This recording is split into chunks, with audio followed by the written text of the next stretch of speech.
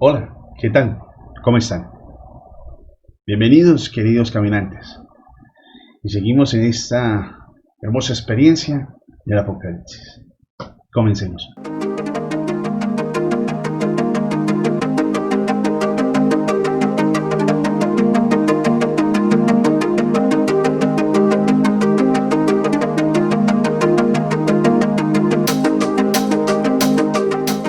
Mi nombre es Miguel Quiñones, soy un laico común y silvestre, un cristiano católico de a pie, que solamente quiere compartir la fe, que está estudiando este libro apasionante, emocionante, que es el Apocalipsis. Y quiero compartir pues esos estudios para que tú también te alimentes de esa verdad.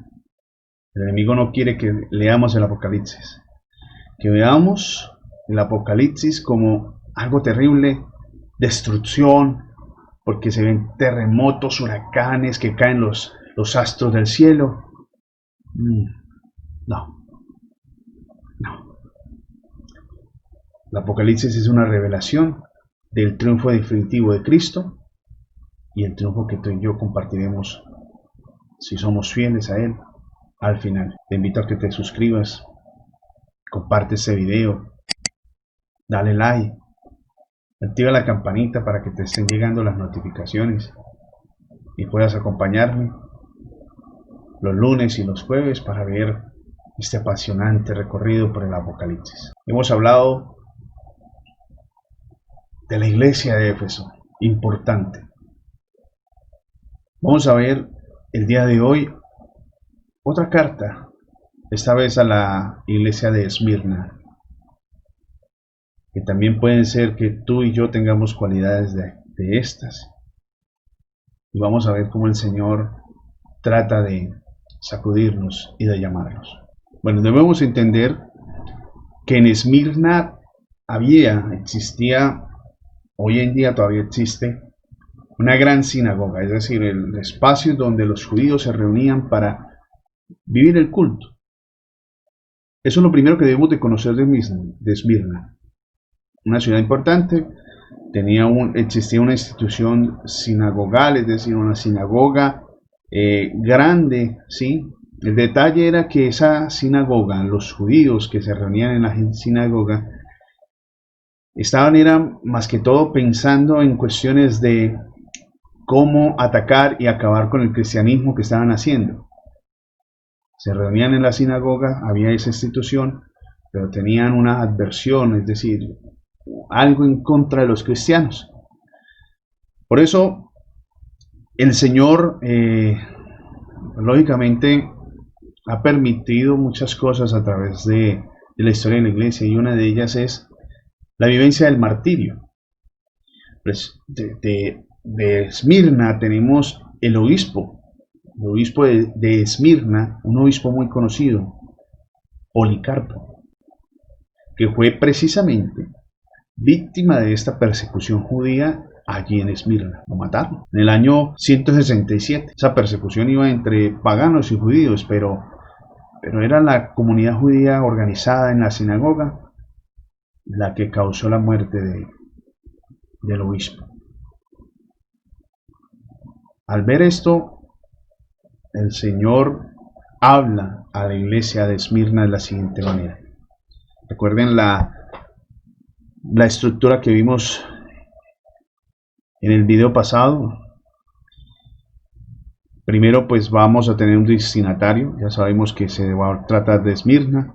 Luego tenemos un remitente, es decir, quién nos habla, quién nos dice, quién nos expresa, es el mismo Jesucristo, pero de qué manera se presenta, es importante. Luego tenemos allí el juicio que Cristo hace, es decir, conozco de tus obras, conozco lo que haces, te conozco a ti. Luego tendremos nosotros también, en un cuarto momento, la exhortación que Jesús hace, el llamado a la conversión, conviértete, escucha. Ese es el quinto, escucha. Y el sexto sería la promesa, la estructura general para todas las cartas. Dice Apocalipsis capítulo 2, de los versículos 8 al 11. Al ángel de la iglesia de Esmirna, escríbele. Esto dice el primero y el último, el que estuvo muerto y ha vuelto a la vida. Presentación de Jesús. ¿Quién es el remitente? Fíjense cómo aquí se muestra de una manera diferente. En la primera, cuando habló con Éfeso, estaba hablando de un Jesús que tenía en su mano derecha las 7 estrellas, las sostenía con su mano derecha, es decir, estaba mostrando el poder que tenía para sostenerla, pero también el poder que tiene para caminar sobre los candelabros, es decir, para dar la luz a la iglesia. Por eso hablaba del primer amor y que se convirtieran, que volvieran a ese primer amor. Pero ahora se está presentando como, dice, el primero y el último, el que estuvo muerto y ha vuelto a la vida. Eso nos enmarca algo muy importante. Nos está mostrando a Jesús resucitado, el que ha muerto y ha vuelto a la vida, resucitado. Porque es que esta iglesia, la iglesia de Esmirna, era una iglesia que sufría calumnias y que sufría también la persecución. Por eso se presenta de esa manera, como el triunfador, como el que ha triunfado.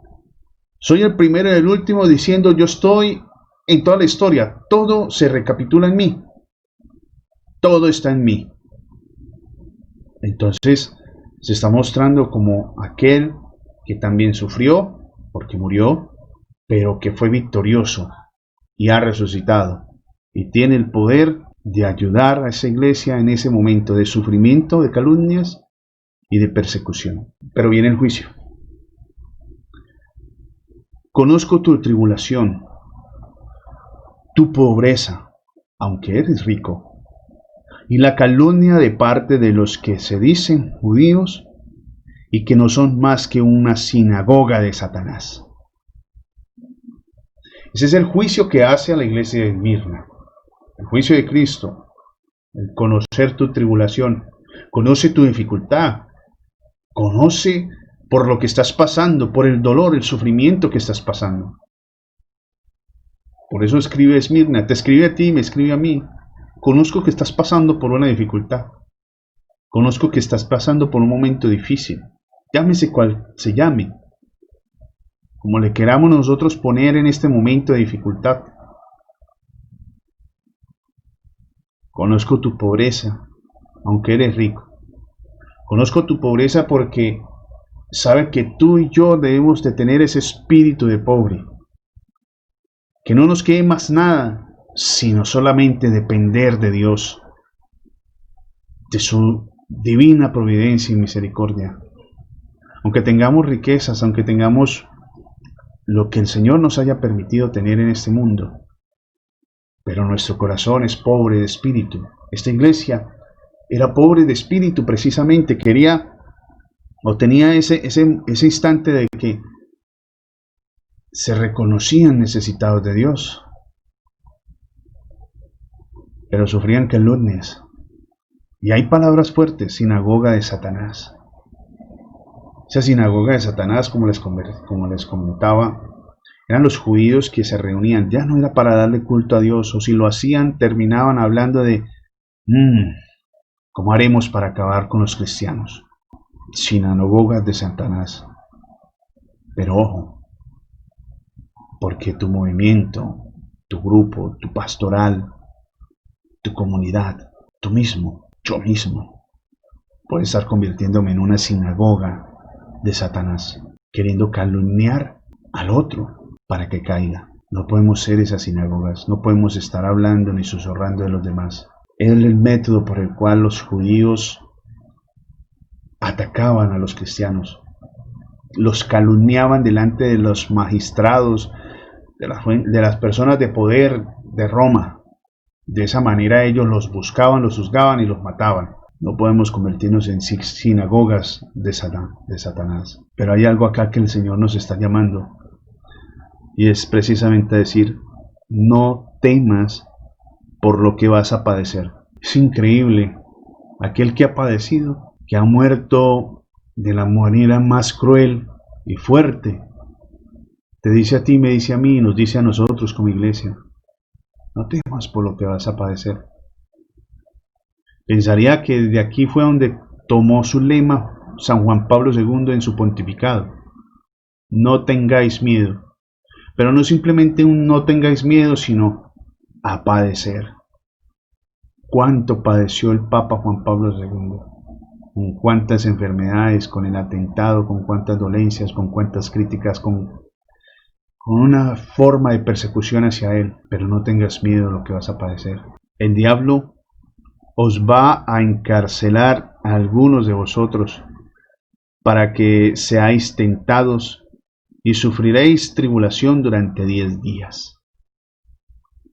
Estos 10 días hacen referencia al libro de Daniel. No sé si recuerdan ustedes, en un momento Daniel y sus compañeros les exigían algo que en el momento el pueblo quería vivir. Entonces ellos dijeron, no, nosotros no vamos a comer carne, que si quieren nos dejen comer vegetales, ¿sí? Y si en algún modo terminamos flacos y eso, listo, nos pueden juzgar y matar. Pues bueno, estoy acortando todo el hecho. Pero Daniel dice, pues déjenos 10 días, es como un tiempo limitado. Después de esos 10 días, en Daniel capítulo 1, versículos 12, 14 y 15, habla todo esto de referencia de los 10 días. Y resulta que cuando pasaron estos 10 días, simplemente comiendo lo necesario, sin comer lo que le estaban proponiendo, se veían más vigorosos. Dice que precisamente tenían un aspecto más sano, tenían una cara y un aspecto más sano que los otros que sí estaban comiendo lo que en ese momento les exigían. Entonces, 10 días lo que trae aquí a decirnos es que es un tiempo limitado. El sufrimiento tiene un tiempo limitado. Tú y yo sufrimos en un corto periodo. Eso no dura para siempre, ese sufrimiento. La tribulación no dura para siempre, tiene un tiempo limitado. El Señor nos está permitiendo este periodo de prueba. Lo que quiere es que nosotros venzamos en ese tiempo a ese imperio, porque el imperio no nos puede vencer a nosotros. Ya está derrotado, solo que quiere Jesús que nosotros, con ese tiempo que tenemos de tribulación, no tener miedo y afrontar, porque nuestros sufrimientos no son en vano. Ya lo muestra Jesús, muerto y vuelto a la vida. Los sufrimientos no son en vano. Los sufrimientos se convierten en nosotros en algo que construye para la edificación del reino de Dios en la tierra. Tú y yo, cuando sufrimos y lo entregamos al Señor, estamos edificando el reino de Dios en la tierra. Por eso es importante que el Señor nos llame a que no tengamos miedo de padecer, ni ahora ni lo que viene. No temas por lo que vas a padecer. Pero el Señor nos habla aún más, dice, sé fiel hasta la muerte y te daré la corona de la vida. Sé fiel hasta la muerte, a pesar de la tribulación, a pesar del sufrimiento, sé fiel hasta la muerte que te daré la salvación, dice el Señor. La corona de la vida es la salvación. Allí recibiremos en el cielo esa corona de vida, la eternidad, la salvación. El que tenga oídos, oiga lo que el Espíritu dice a las iglesias. Oiga lo que tiene que decirnos el Espíritu Santo. Pero fíjese que quizás el Señor no hace ningún reproche en esta iglesia. No nos está reprochando nada. No dice, conozco tus obras, así como nos decía en Efesios, conozco que eres perseverante, pero has perdido el primer amor. Aquí no nos dice eso. Lo que quiere con la iglesia de Mirna y transmitirnos a ti y a mí es, sé valiente. Por eso es que en la iglesia primitiva uno veía tanta cantidad de mártires, porque veían cómo el triunfo de Jesucristo en sus vidas se haría realidad, uniéndose a ese dolor a través de esos sufrimientos que iban a padecer. Hoy el Señor nos quiere también animar a nosotros. Quizás el martirio no sea en que nos maten, pero sí es del dar testimonio, el de ser verdaderamente cristianos, mostrar a Cristo, derrotar ese imperio en nuestra vida primeramente y ayudar a que la iglesia crezca y se edifique en el reino de Dios. No hay reproches, solo hay algo que te dice a ti y me dice a mí: no tengas miedo y sé fiel hasta la muerte. Quien venza no será dañado por la muerte segunda. Quien sea fiel hasta la muerte, quien triunfe por encima de la tribulación por la ayuda de Dios, no conocerá la segunda muerte, no conocerá la muerte del alma, no conocerá la condenación. Si esto no nos anima a nosotros a vivir de cara a Dios y correctamente, no sé qué estaremos esperando. Pero el Señor viene en este Apocalipsis a revelarnos que tiene una corona de vida, que tiene una salvación propuesta para nosotros, que aquí, que no le tengamos miedo a lo que vayamos a padecer, que más bien seamos fieles hasta la muerte para recibir esta corona al vencedor. Quedémonos hasta aquí en esa segunda carta hacia Esmirna, y en el siguiente programa veremos la carta a Pérgamo. Ve tomando tus apuntes, comparte el video para que otros también conozcan de la fe. Dale like, suscríbete a mi canal y juntos podamos vivir y experimentar ese amor de Dios a través del Apocalipsis, ese llamado a la conversión, a que verdaderamente seamos cristianos. Por eso te invito para que me acompañes, sigamos caminando. Dios te bendiga.